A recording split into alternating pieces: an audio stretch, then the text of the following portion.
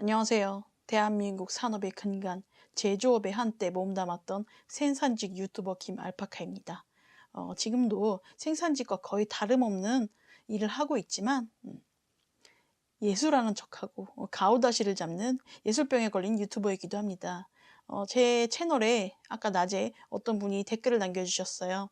공방하지 마세요 영상에다가 징징거리지 말고 공방 때려치고 아직 젊으니까 공장이나 다니라고 이렇게 일침을 놓아주셔가지고 정말 감사하게 생각하고요. 이 댓글은 여러분들이 보실 수 없어요. 제가 개소리 쌉소리 댓글 유료화하지 않았으니까 돈을 내지 않으면 이런 댓글을 달 수 없어요. 그래서 칼 차단했고요. 제가 놀랍게도 공장에 다녔던 적이 있습니다. 그래서 말이 나온 김에 공장에 다녔던 썰 좀 풀어드리려고요. 너 말이야, 너 댓글단에 열심히 일할 대낮에 학고방 유튜브 채널에다가 그런 똥댓글이나 달고 하는 거 보니까 너도 공장에 다녀야겠구나. 같이 다니자꾸나. 그리고 말이야, 너 유튜브 하던데 유튜브 그렇게 하면 안 돼. 내가 채널을 2개 굴려본 입장에서 지금 보니까 영상이 인형 옷 입히기에다가 슬라임에다가 영어 공부 이런 식으로 일관성이 하나도 없어. 그러니까 네가 유튜브 채널이 안 크는 거야. 그러니까 하나만 정하고 일단은 공장을 다니자. 내가 너한테 조언을 받은 김에 고마워서 너한테도 조언을 할게. 있잖아? 그 공장이나 다니라는 말은 공장과 공장 근로자를 무시하는 말이야. 네가 함부로 뭐 공장이나 다녀라 이런 말 하면 안 된다고. 너 제조업이 얼마나 중요한 건지 아냐, 우리나라에서는? 우리나라는 인구도 부족하고 자원도 부족해. 대부분 수출에 의존하고 있고 수출하는 상품이 다 제조를 통해서 만들어진 거란 말이야.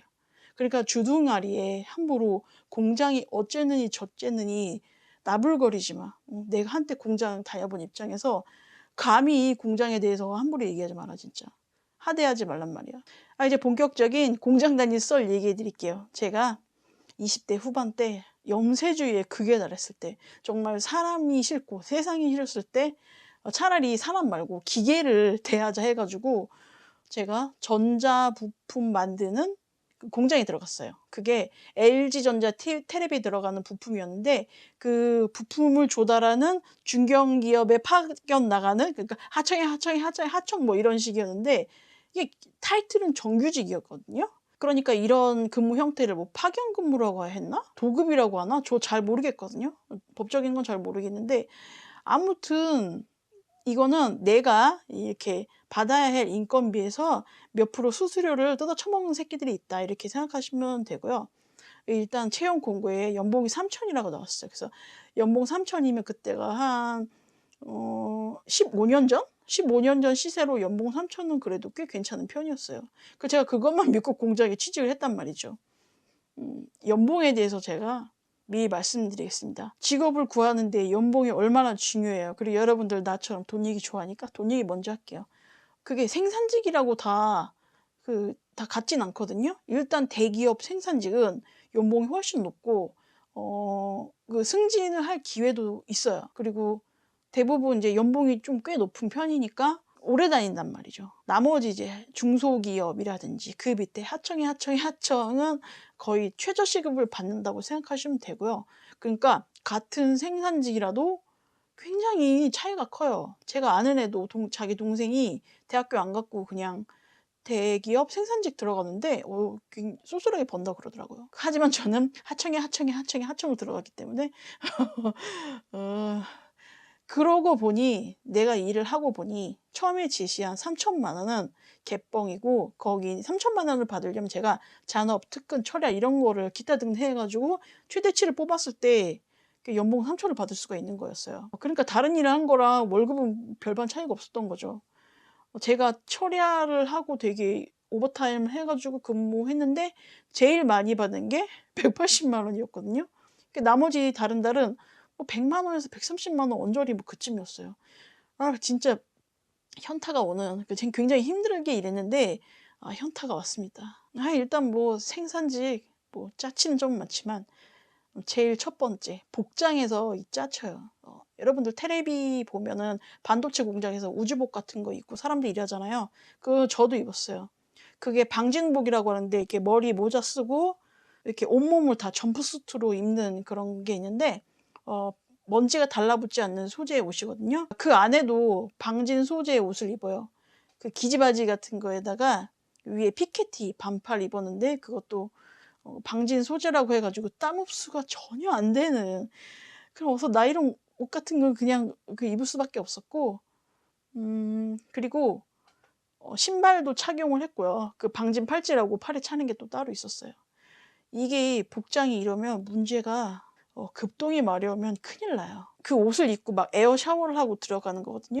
그런데 일하다가 급동이 마려울 때 이거 다 벗어야 됐거든요. 막 이렇게 벗고 화장실을 뛰어가야 돼요. 화장실도 엄청 멀어요. 왜냐면 그런 설비를 갖춘 곳은 굉장히 넓어요. 그래서 중간에 쉬는 시간이 10분인가 15분인가 있는데 막 달려가서 싸고 달려가서 오면은 쉬는 시간 없어요.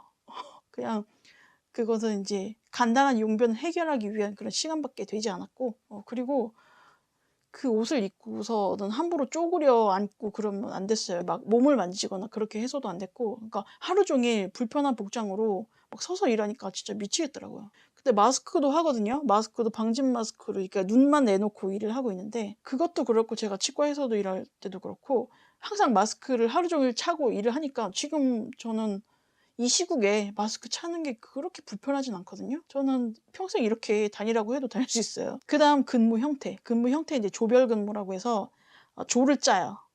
조장 한 명 있고 나머지 조원이 한 열댓 명 됐나? 자세히 기억은 안 나는데 기억이 가물가물합니다. 그러니까 한 몸이 되어가지고 움직이는 거야, 열댓 명이. 컨베이어 벨트가 있잖아요. 거기 이렇게 나란히 서가지고 이렇게 차례차례 공정이 넘어가면서 일을 하고 있는데, 이게 간단히 설명드리자면 조립하고 중간에 세척하고 나중에 검사하고 이제 팔레트에 싣는 것까지 이렇게 업무가 되는데, 남자 여자 직원 섞여서 일했거든요.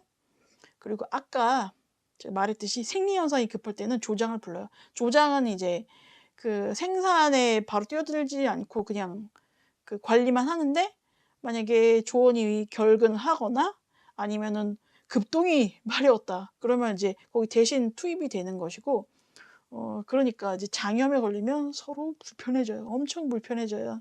그리고 근무 시간. 이게 참 외진 곳에 있고 통근버스를 통해서만 갈 수 있는 곳에 위치해 있다 보니까 강제로 출근을 아침 7시 20분에 하게 되더라고요. 그럼 내가 더 일찍 나와야 되잖아요. 7시 20분에 아마 차가 왔을 거예요. 그래가지고 진짜 그때 겨울이었는데 2월달이었나? 파주라 가지고 엄청 추웠거든요. 새벽에. 게다가 막 별 떠 있을 때 그때 출근해가지고, 그러니까 실제로 근무 시간 9시부터라고 하면은 나는 강제로 한 8시쯤에 온 거예요. 그러니까 1시간 정도, 1시간 이상도 막 붕 뜨게 되더라고요. 근데 뭐 어쩌겠어요. 내가 차가 없으니 그 차를 타는 수밖에. 내가 퇴근하고 나면 좀 해가 지잖아요. 그러니까 나는 하루 종일 해를 본 적이 없는 거예요. 그러니까 거기는 햇빛이 차단이 돼 있어요. 일하는 데는. 그렇기 때문에 해를 못 봐가지고 굉장히 우울했고, 진짜 서너 달 동안 햇빛을 못 본다고 생각을 해보세요. 되게 정신적으로 좀 힘들어요. 그런 게 있고, 뭐 근데 이거 다른 어려움에 비해서 햇빛을 못 본 정도야. 뭐 이 정도야. 뭐 가볍고. 그리고 문제는 이제 퇴근 시간이 일정하지가 않아요. 원청에서 오더가 오고 그만큼 하루에 생산을 하거든요. 그래서 물량이 많으면 나는 철야도 해야 되는 거고, 물량이 적으면 점심 먹고 4시에 퇴근하는 거예요. 그러니까 원래 9 to 5라고 했을 때 그 사람이 적정 근로할 수 있는 시간이 있지 않습니까? 최적에. 그보다 너무 적게 일하면 내 월급이 적어지고, 너무 많이 일하면 너무 힘들고, 월급이 되게 왔다리 갔다리 하는 거예요. 그런 식의 애로사항이 있었고, 그렇게 불규칙적으로 일을 하니까 그 식당에 밥이 없어요. 그래가지고 영양사가 뭐 김밥 급하게 사오고 막 그러기도 했거든요. 갑자기 또 일요일날 나와서 일을 하라고 그러고, 그러니까 내가 다른 여가 시간을 할 수가 없어요. 뭐 약속 같은 것도 할 수가 없었고, 그리고 생산직의 가장 맹점, 노동 강도. 일은 어렵지가 않거든요. 이거는 침팬지도 할 수 있는 일이에요. 그러니까 내가 생각해보니까 이게 자동화 설비를 갖추어도 되는데 그 자동화 설비 갖추는 비용보다 인건비가 더 싸니까 내가 대신 가서 일하는 그런 느낌적인 느낌? 좀 그랬어요. 내 흐름에 맞춰서 일하는 게 아니라 그 컨베이어 벨트 기계의 속도에 맞춰서 일을 하거든요. 그게 진짜 힘들어요. 그러니까 막 나는 팔다리 어깨 무릎 다 아픈데 그거를 내가 막 허리 아프다고 해서 이렇게 기지개 펴고 그럴 시간이 없어요. 그 기계를 세척하는 액이 있거든요. 근데 이 정체가 의심스러워 진짜. 뭐 알코올 냄새, 아세톤 냄새 이런 거 났는데 냄새가 너무 역하고 그거 아무래도 무슨 실명 가능성 있는 안 좋은 그런 것 같아요. 뭐 걔네들이 내 건강을 생각하겠어요. 그거 세척하는 업무를 되게 오래 했던 애가 있거든요. 걔가 한 서너 달 일했는데 엄지랑 검지가 이게 고무 골무를 끼고 일을 하긴 하지만 엄지랑 검지가 진짜 발바닥 각질처럼 단단하게 변했더라니까. 그래서 나는 진짜 아직도 의심스럽습니다. 그리고 이제 조별로 일을 하니까 조당 생산량이 나와요. 그래서 라인별로 얘네 생산량이 이게 뭐냐 이렇게 욕먹고 스트레스 받고 뭐 그런 것도 있었고. 그러니까 공장에 들어가기 전까지 일했던 업무 중에 제일 힘든 거는 노동 강도가 제일 높은 업무는 온돌이 깔려있는 갈비집이었거든요. 갈비집 겁나 힘들어요. 그리고 돌솥이야. 밥이 돌솥이면 쟁반이 이렇게 막 휘청휘청거리고. 근데 장난 아니야. 진짜 힘들었는데 그거는 이제 될 것도 아니야. 공장 일이.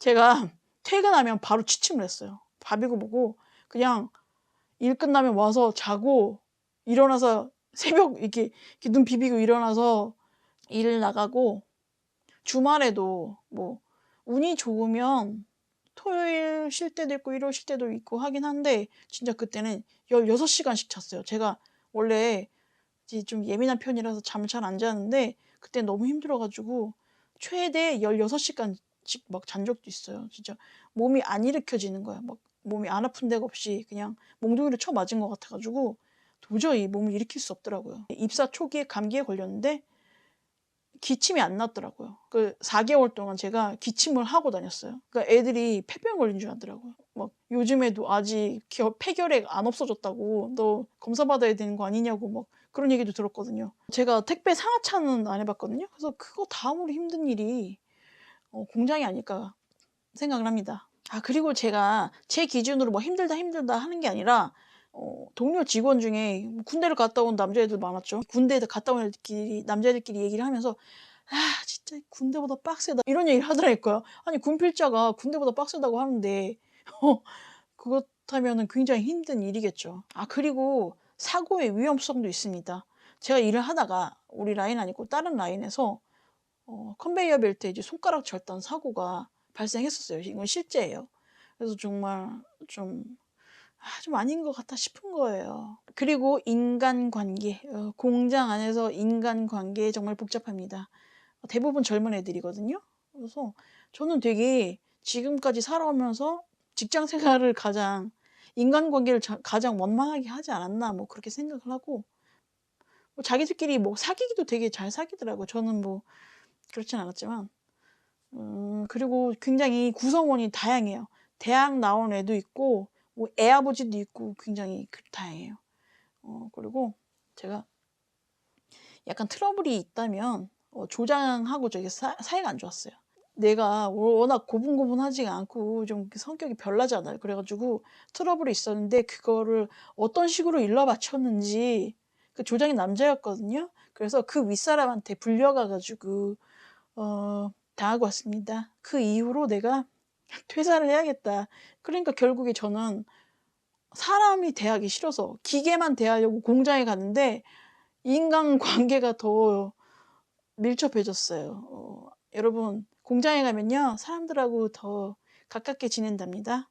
퇴사를 결정한 이유는 일단 제한된 장소에 많은 사람이 있고 일이 너무 고되면 사람이 되게 날카로워지더라고요. 초반에 잘 지냈던 애들도 사이가 굉장히 틀어졌다고 하더라고요. 제가 퇴사를 하고도 공장 다녔던 애들이랑 간간히 연락을 했는데 그 좋던 언니가 막 엄청 까칠해지고 엄청 싸우고 그랬더라고 하더라고요. 힘들면 사람이 그렇게 변해요. 그런데 결정적인 것은 내가 힘든 것에 비해서 보상이 너무 적은 거예요. 공장 연봉하면 되게 많아 보이잖아요. 근데 그거는 내가 돈을 많이 버는 게 아니라 단순히 근무 시간이 길어요. 근무 시간이 길 뿐이에요. 근데 노동 강도가 다른 업무에 비해서 되게 힘들거든요. 여기서 일할 이유가 없는 거예요. 게다가 되게 일이 재미없어요. 재미없고 보람도 없어요. 그러니까 다른 일 같으면은 뭔가 이렇게 내가 이렇게 시작해가지고 완성하는 게 보이잖아요. 근데 항상 미완성인 채 마무리가 되는 거. 어떤 부품만 만드는 거기 때문에 내가 이 부품이 어디 들어가는 건지 잘 모르겠고 항상 그렇게 끝나요. 그리고 일 자체가 쉬우니까 이거는 뭐 굳이 나 아니래도 나 이 일 대신 할 사람 많아요. 그래서 서로 미련이 없어요. 그래서 회사에서 관둔다고 하면 냅둬요. 뭐 알았다. 뭐 그렇게 얘기를 하고. 그래서 내가 공장을 비추하느냐. 아, 그건 아니에요. 일단 한 번은 일해 보시기를 이제 추천드립니다. 몸은 조심하셔야 되고요. 제가 왜 공장을 추천하는 이유는 공장을 한번 다녀보잖아요. 그러면 공장 일보다 덜 힘든 일은 이렇게 감사하게 돼요. 고맙고 감사하게 돼요. 그래서 열심히 다니게 됩니다. 그리고 급전이 필요할 때는 여러분 한번 도전해 보세요. 관두기도 정말 쉽고요.